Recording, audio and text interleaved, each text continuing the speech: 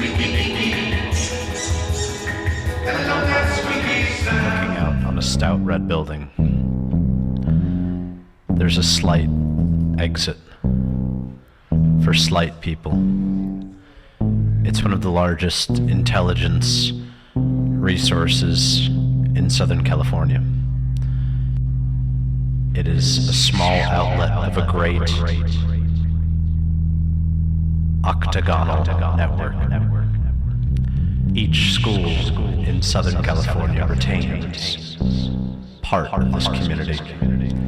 But I'm looking here and I see men exiting the building, thin as paper. They move 3 at a time in unison. I can't see their eyes, but I can sense more like the building. It's the color red, and it's emanating from behind their glasses. They reach into their paper-thin pockets and reach out. They're holding pocket pistols that are even slighter than themselves. They're shooting guns. They're shooting bullets that are .00001 millimeter. And if they hit you, man, you wouldn't feel it.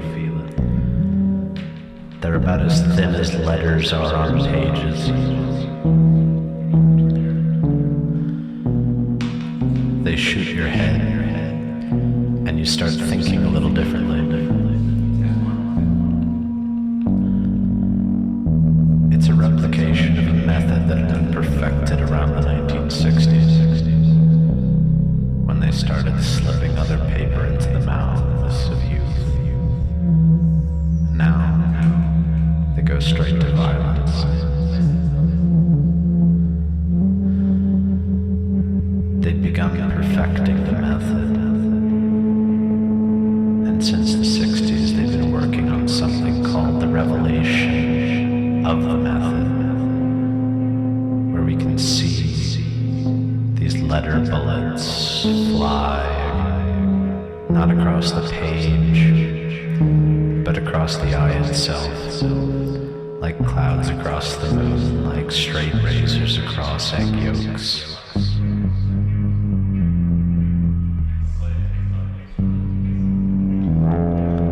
Like straight razors across egg yolks.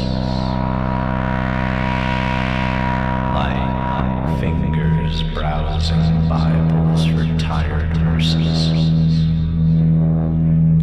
Like vines across a gray and open window.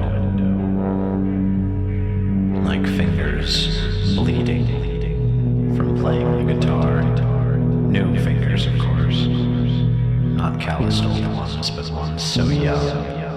Still learning. Still taking in new information from these flat men. These flat men who move in unison. I've seen them before in post offices, slipping their way into little letters, slipping their way into packages, and posting themselves off to some strange location. I've heard of them before, he says. Where? I can't seem to remember. But it's almost as if I'm dreaming. Because I look out the window, and I see even more of them. Maybe it's Christmas time. They remind me of gingerbread men. But I don't think if I took a bite of this one, it'd be quite as sweet. A little acidic, a little bitter. It's like hearing the words of a gourmand who you know has experienced such wretched decadence that he's tasted human shit. He's one of those terrible few who, not out of torture, not out of starvation, chose to eat shit. The rest of us are forced. The rest of us are born into eating shit. Only somebody with those tastes so badly warped by a lifetime of indulgence and decadence would choose this. Somebody who takes pleasure in the filth.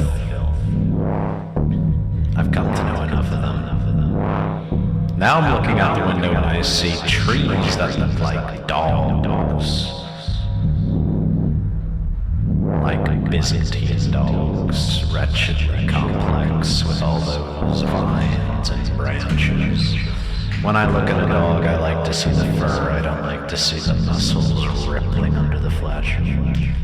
I like to see the happiness in the eyes. Sometimes dogs have eyes that look like people. Sometimes people have eyes that look like dogs. People go mad if they don't get looked in the eyes enough, if they don't get touched. Some people would rather be dogs than people because they get touched more.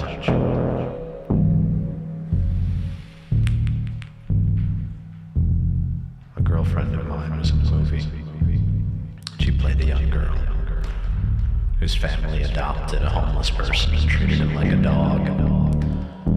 It had bizarre undertones and she bathed him. I guess a few decades later I was being bathed in the same manner. Some poor boy taken in and bathed with a washcloth and all and a ring around the tub. Yes, I'm just as dirty now as I was then, but human filth. That is, dirty people. They're just as interesting and just as forced.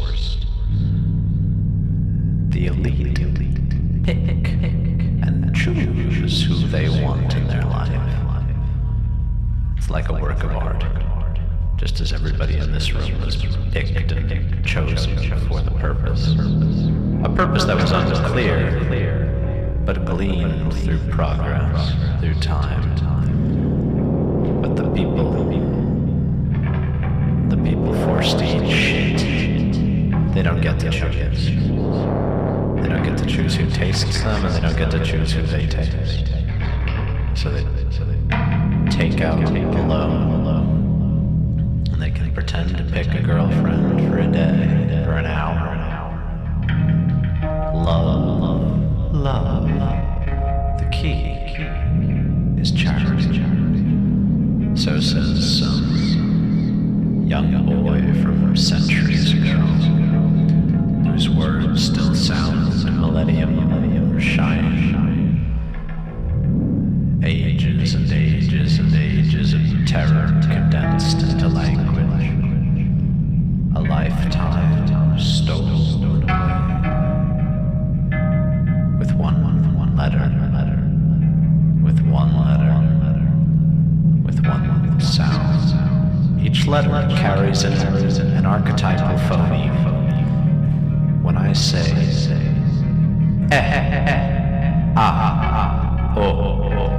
each of those guttural incantations calls on old gods who still know their name. They still remember. You climb to the top of a mountain, and you read the alphabet, and you don't know what's going to come. Every child is given the tools of the trade at birth.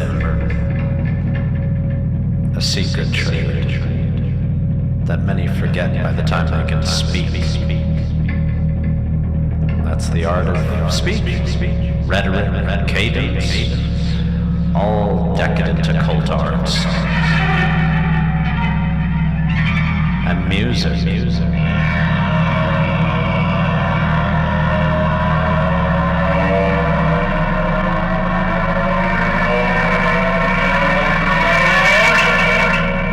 Don't get me started on music. The sounds.